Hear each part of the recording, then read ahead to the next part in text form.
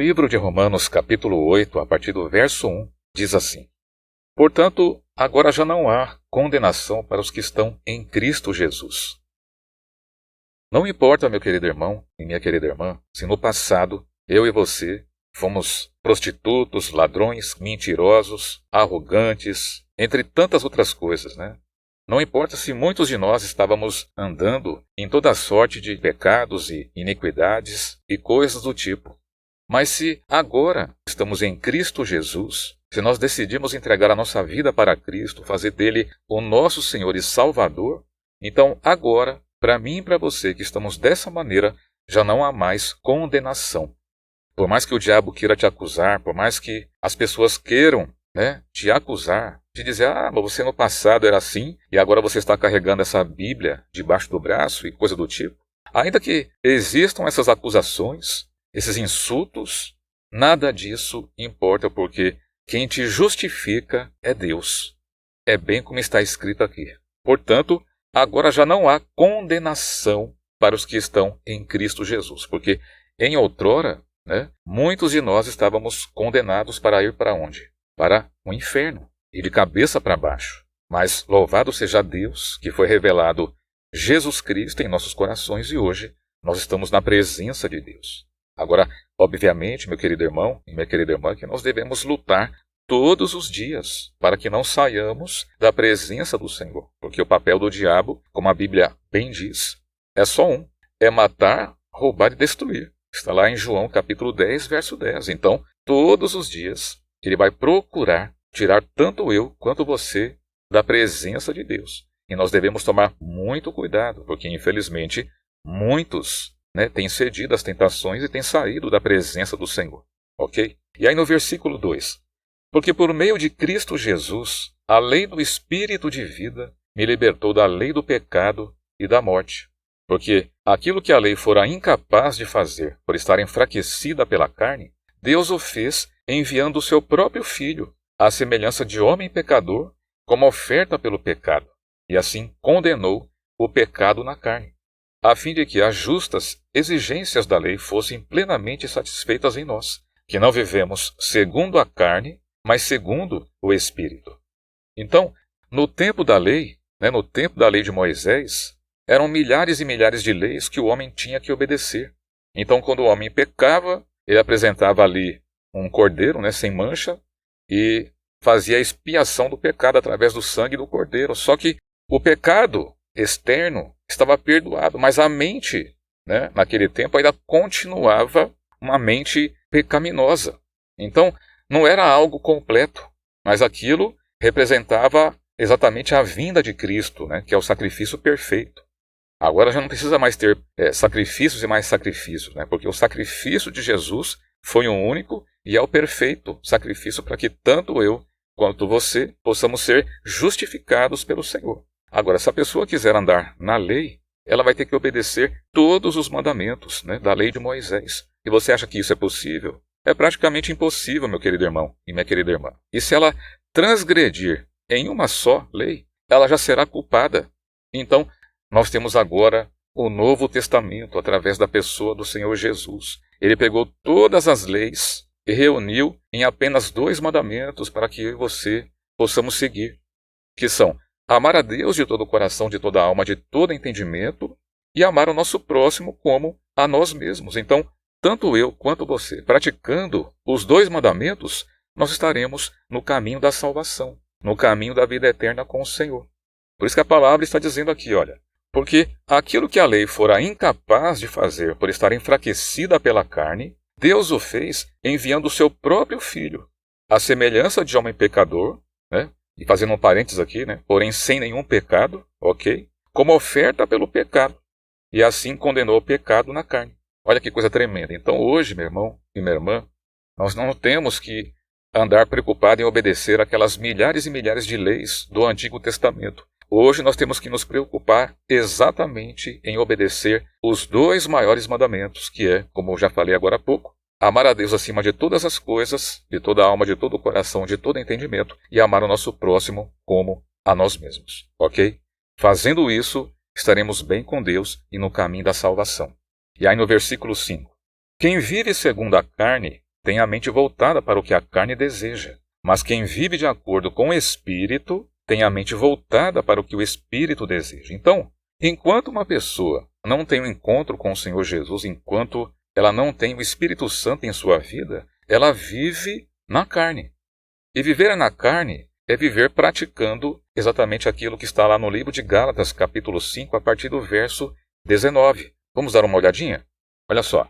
Ora, as obras da carne são manifestas: imoralidade sexual, pureza e libertinagem, idolatria e feitiçaria, ódio, discórdia, ciúmes, ira, egoísmo, dissensões, facções e inveja, embriaguez, orgias e coisas semelhantes. Eu os advirto, como antes já os adverti, que os que praticam essas coisas não herdarão o reino de Deus.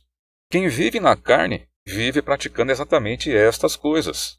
Agora, quem vive de acordo com o Espírito de Deus, ele vive fazendo aquilo que o Espírito deseja. E o que o Espírito deseja que façamos? Aí está, aqui também no livro de Gálatas, capítulo 5, verso 22. Olha só. Mas o fruto do Espírito é amor, alegria, paz, paciência, amabilidade, bondade, fidelidade, mansidão e domínio próprio. Contra essas coisas não há lei. Os que pertencem a Cristo Jesus crucificaram a carne com as suas paixões e os seus desejos. Se vivemos pelo Espírito, andemos também pelo Espírito. Então, quem vive de acordo com o Espírito, ele pratica exatamente essas coisas que nós acabamos de ler agora em Gálatas capítulo 5, verso 22. E quando eu e você estamos andando no Espírito, então nós estaremos no caminho correto, no caminho da vida eterna. É claro que tanto eu quanto você somos falhos, somos pecadores, né? Às vezes nós pecamos só de pensar, né? Quanto mais no falar. Mas aí o que nós temos que fazer, meu irmão, todos os dias? É nos arrepender dos pecados, dobrar os nossos joelhos, invocar a Deus e pedir para que Ele tenha misericórdia de nós e nos ajude todos os dias a sermos melhores do que nós fomos no dia de ontem. Então, o que Deus quer encontrar, tanto em mim quanto em você, é a grande disposição de todos os dias nos arrepender, que é exatamente ter o desejo de mudança, de atitude, de mentalidade, se parecendo cada vez mais com Cristo. Ok? Somos falhos e pecadores, mas essa disposição de querer mudar e de querer cada vez mais se parecer com Cristo é o que Deus quer encontrar em mim e em você. E aí estaremos andando então no Espírito, fazendo aquilo que agrada o Espírito de Deus. Ok? Versículo 6.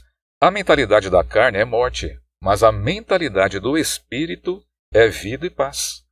A mentalidade da carne é inimiga de Deus, porque não se submete à lei de Deus, nem pode fazê-lo. Quem é dominado pela carne não pode agradar a Deus. Olha só, meu irmão e minha irmã. Nós temos que tomar muito cuidado, porque, como eu falei agora há pouco, o papel de Satanás é um só. É fazer com que eu e você saia do Espírito e ande na carne.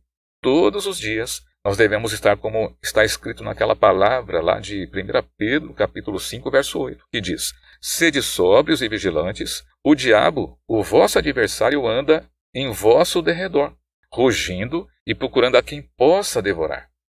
O que ele quer é arrastar o máximo que ele puder para onde? Para o inferno. Mas o Espírito Santo quer nos dar a vida e a vida eterna. Nós devemos batalhar pela nossa salvação todos os dias, ok? Então, novamente, quem é dominado pela carne não pode agradar a Deus. Se eu e você queremos agradar a Deus, então não podemos andar na carne.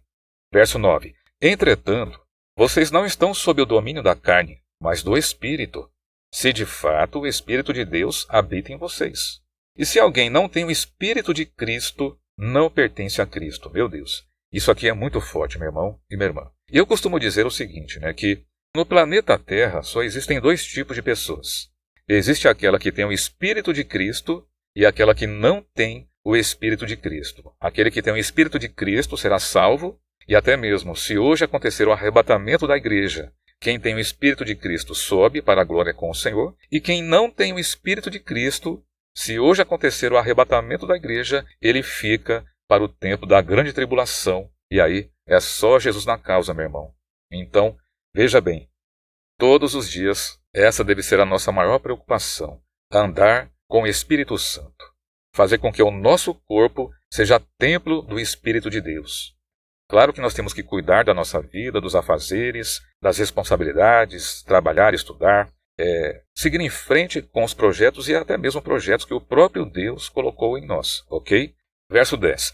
Mas se Cristo está em vocês, o corpo está morto por causa do pecado, mas o Espírito está vivo por causa da justiça. E se o Espírito daquele que ressuscitou Jesus dentre os mortos habita em vocês, aquele que ressuscitou a Cristo dentre os mortos também dará vida a seus corpos mortais, por meio do seu Espírito que habita em vocês.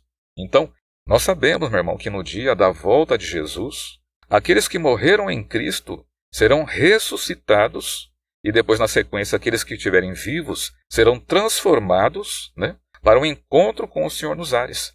E com o Senhor ficará para todo sempre. Olha que coisa tremenda, né? Ainda que esse corpo, por causa do pecado, pereça, haverá um dia em que todos aqueles que dormiram em Cristo, que partiram em Cristo, terão seus corpos ressuscitados para a glória de Deus Pai.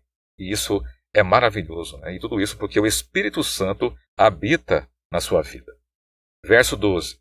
Portanto, irmãos, estamos em dívida, não para com a carne, para vivermos sujeitos a ela.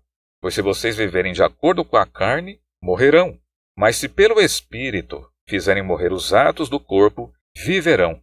Porque todos os que são guiados pelo Espírito de Deus são filhos de Deus. Muita gente fala assim, né? Eu sou filho de Deus. Isso e aquilo, não tem? A gente sempre escuta por aí, não, eu sou filho de Deus também. Mas a Bíblia está dizendo que só pode ser considerado filho de Deus aquele que é guiado pelo Espírito de Deus. Então esses são os filhos de Deus. Quem não é guiado pelo Espírito de Deus, mas é guiado pela sua própria carne, ele não é filho de Deus. E é o que a Bíblia está dizendo para mim e para você. Então, amado irmão, minha querida irmã, essa é a nossa preocupação diária, em andar nesse mundo sendo guiado pelo Espírito de Deus. E uma vez que somos guiados pelo Espírito de Deus, automaticamente podemos ser considerados filhos de Deus.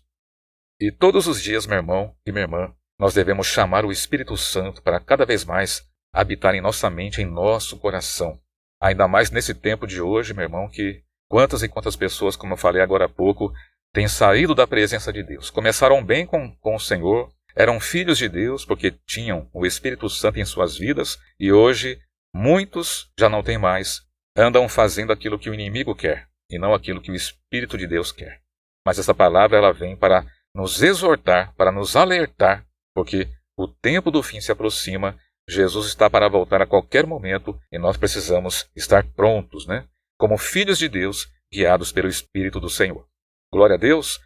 Bom, espero que você tenha gostado dessa palavra. Se você gostou, compartilhe, já deixe também aí o seu like e se inscreva no meu canal. Eu vou ficando por aqui, Marcelo Oliveira é meu nome e até a próxima. Que Deus te abençoe e te guarde no nome poderoso do Senhor Jesus. Fique na paz do Senhor. Tchau, tchau.